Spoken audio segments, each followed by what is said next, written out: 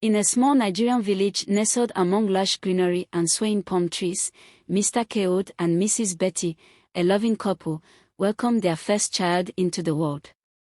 Their daughter, Nana, came into the world with a cry that echoed through their humble home, filling it with joy and hope for the future. As the golden sun dipped below the horizon, casting a warm glow over the village, Mr. Keod cradled his newborn daughter in his arms, his heart overflowing with love and pride. Mrs. Betty, her eyes shimmering with tears of happiness, gently stroked Nana's soft cheeks, marveling at the miracle of new life.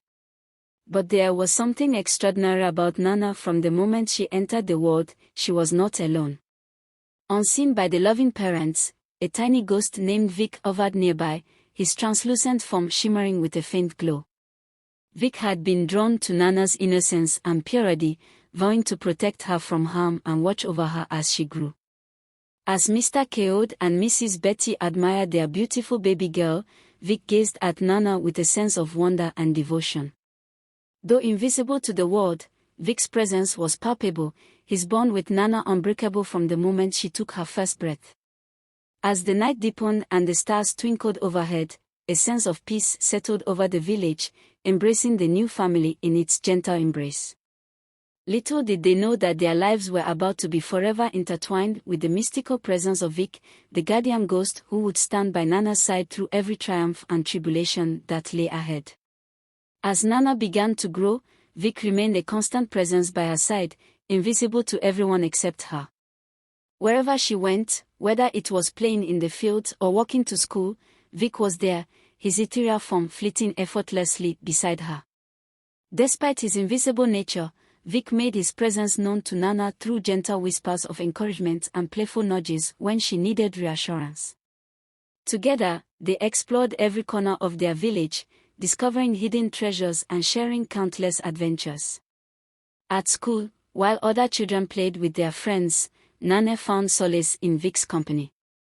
He was her confidant, her playmate, and her closest companion. With Vic by her side, Nana felt invincible, ready to take on the world with courage and determination. Though Nana cherished their bond, she couldn't help but feel a twinge of sadness knowing that no one else could see Vic. She longed for someone who could share in the joy of their friendship, someone who could understand the magic that filled her days. But despite this longing, Nana never doubted Vic's unwavering loyalty and devotion. He was her guardian angel, her silent protector, always watching over her with a watchful eye and a loving heart. Together, they laughed and played, their laughter echoing through the village like the sweetest melody.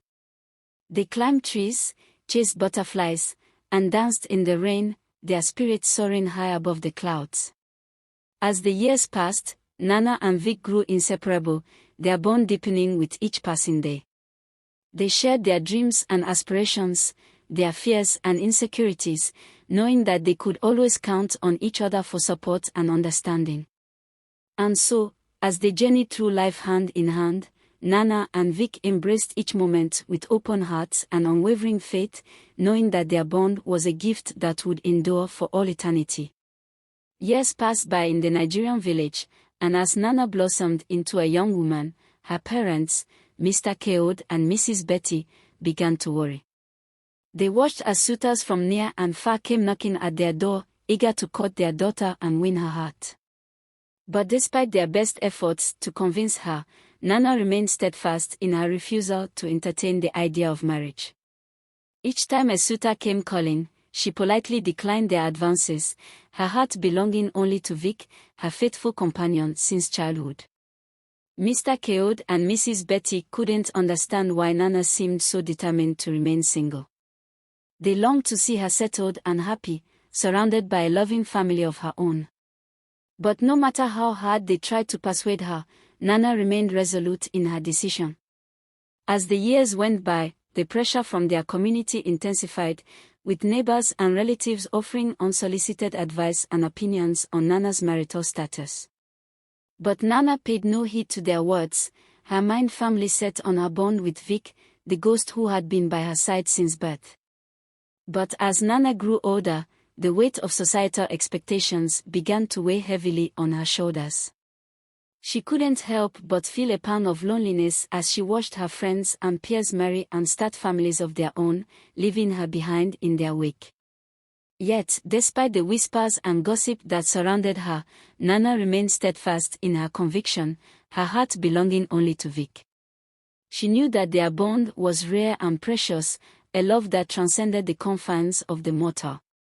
Concerned for their daughter's well-being, Mr. Keod and Mrs. Betty sought the advice of the village herbalist.